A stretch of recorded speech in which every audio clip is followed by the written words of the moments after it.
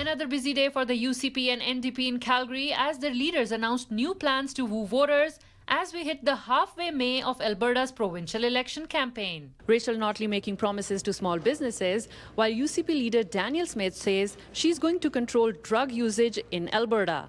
And for that, they say if UCP is re-elected, they will bring about Compassionate Intervention Act that will allow a family member, a police officer or a doctor to file a petition with the court to get treatment for someone who's using drugs and is not in control. A re-elected United Conservative government will build over 700 new publicly funded addiction treatment beds across Alberta with 11 new treatment centres.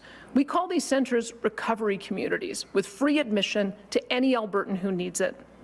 The first of these recovery communities opens this week in Red Deer, with one opening in Lethbridge this summer, with more to come in communities like Calgary, Edmonton and Grand Prairie. Smith says 29,000 Albertans are getting detox and recovery treatment every year, and she wants to work with First Nations to expand the services to be more effective. But Associate Professor of Medical Law at University of Calgary, Lorian Hardcastle, says Smith would have to justify the use of this proposed Compassionate Intervention Act because the charter demands government to put in place policies that impair rights of liberty and security of the person as little as possible. I think that certainly having procedural protections in place is helpful constitutionally, but I still don't see how they would get over that hurdle of showing that there aren't other less impairing alternatives available and that there really is evidence here that would justify overriding someone's charter rights in this manner. Meanwhile, NDP leader Rachel Notley used a local business in Calgary's Inglewood community as a backdrop to promise to eliminate small business tax. I will not just cut the small business tax, I will eliminate it.